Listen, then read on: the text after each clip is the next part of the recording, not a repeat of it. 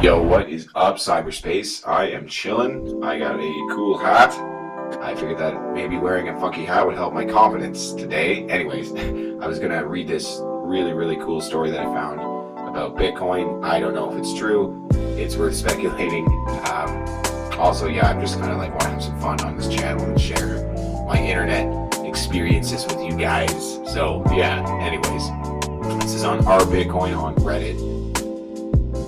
Posted by Luca_Magnata 5 years ago, so who knows. Anyways, now we're closing in on this. Give me a sec here. Okay.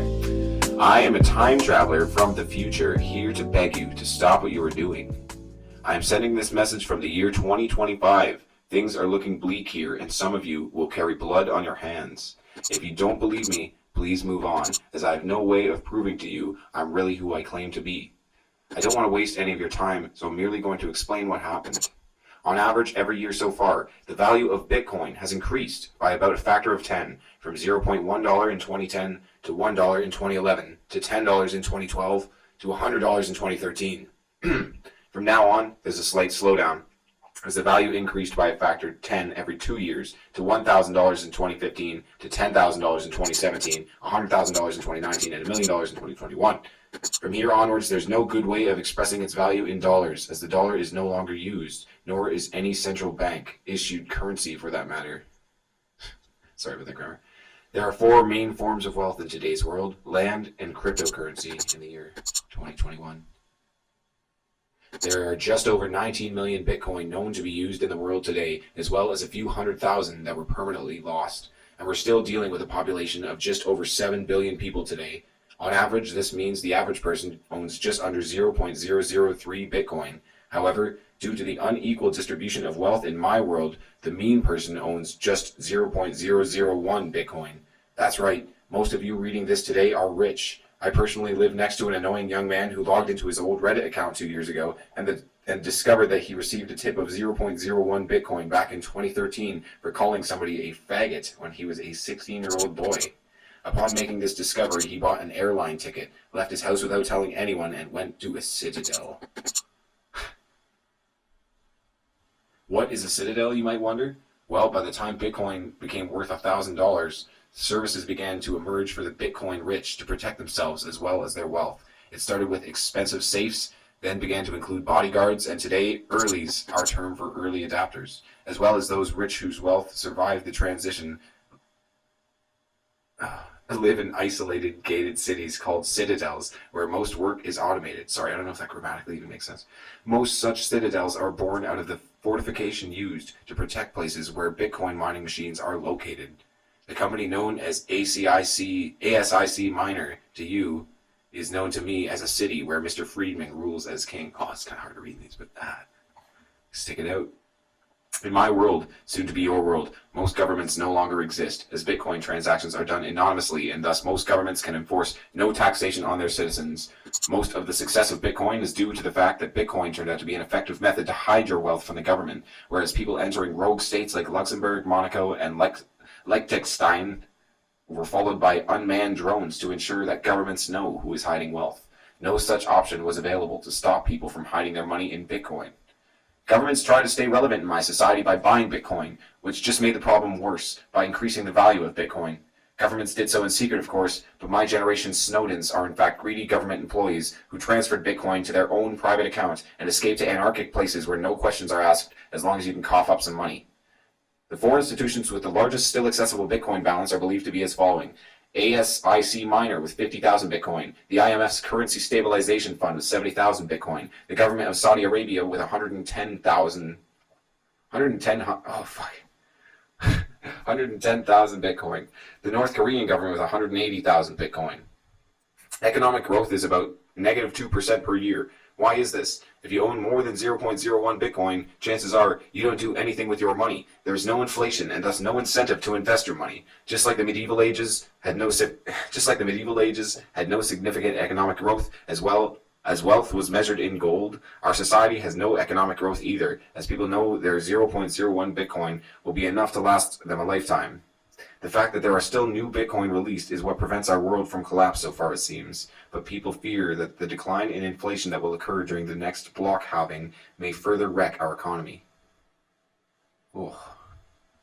What happened to the Winklevoss twins? The Winklevoss twins were among the first to die. After seeing the enormous damage done to the fabric of society, terrorist movements emerged that sought to hunt down and murder anyone known to have a large balance of Bitcoin or believed to be responsible in any way for the development of cryptocurrency. Ironically, these terrorist movements use Bitcoin to anonymously fund their operations. Most people who own any significant amount of Bitcoin no longer speak to their families and lost their friends because they had to change their identities. There have also been a few suicides of people who could not handle the guilt after seeing what happened to the bag holders, the type of skeptical people who continue to believe it would eventually collapse, even after hearing the rumors of governments buying Bitcoin. Many people were taken hostage, and thus it is suspected that 25% of Bitcoin rich actually physically tortured someone to get him to spill his password. Why didn't we abandon Bitcoin and move to another system? Well, we tried, of course. We tried to step over to inflationary cryptocurrency, but no one with an IQ above 70 was willing to step up first and volunteer. After all, why would you voluntarily invest a lot of money into a currency where you know your wealth will continually decline? The thing that made Bitcoin so dangerous to society was also what made it so successful. Bitcoin allows us to give into our greed. In Africa, surveys show that an estimated 70% of people believe that Bitcoin was invented by the devil himself.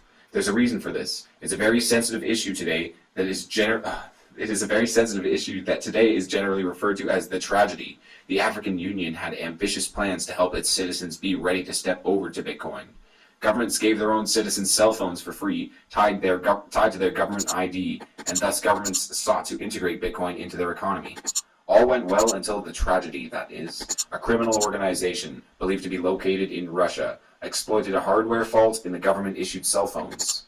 It's believed that the entire continent of Africa lost an estimated 60% of its wealth in a period of 48 hours. What followed was a period of chaos and civil war, until the Saudi Arabian and North Korean governments, two of the world's major superpowers, due to their authoritarian political system's unique ability to adapt to the Bitcoin challenge, divided most African land between themselves and were praised as heroes by the local African population for it. You might wonder, what is our plan now? It's clear that the current situation cannot be sustained without ending in a nuclear holocaust. I am part of an underground network who seek to launch a coordinated attack against the very infrastructure of the internet itself. We have at our disposal about 20 nuclear submarines, which will be used to cut all underwater cables between different continents. After this has been successfully achieved, we will launch a simultaneous nuclear pulse on every densely population area of the world. Come on, man. We believe that the resulting chaos will allow the world's population to rise up in revolt and destroy as many computers out there as possible until we reach the point where Bitcoin loses any relevance. Of course, this outcome will likely lead to billions of deaths. This is a price we are forced to pay to avoid the eternal enslavement of humanity to a tiny elite. This is also the reason we contacted you. It doesn't have to be like this. You do not have to share our fate. I don't know how, but you must find a way to destroy this godforsaken project in its infancy. I know this is a difficult thing to ask of you. You believed you were helping the world by eliminating the central banking cartel that governs your economies. However, I have seen where it ends. Okay, so that's the end of the story. Oh, it gets really dark at the end there. But,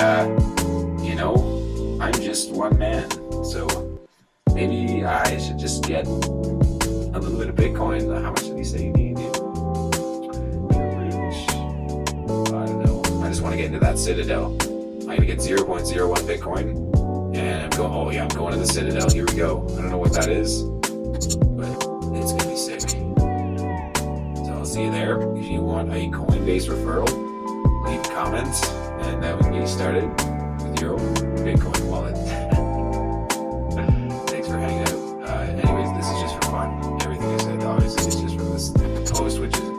Not be true, it's probably satire. Probably somebody LARPing. Way she goes. But I thought it'd be fun, just even to think about the future with Bitcoin and, abandoning mainstream currency and, oh god, taken over by the small elite and, just fun stuff. Anyways, this is on Reddit or Bitcoin. I am not personally a time traveler. Although I do travel through time at the speed of time. Anyways, good night.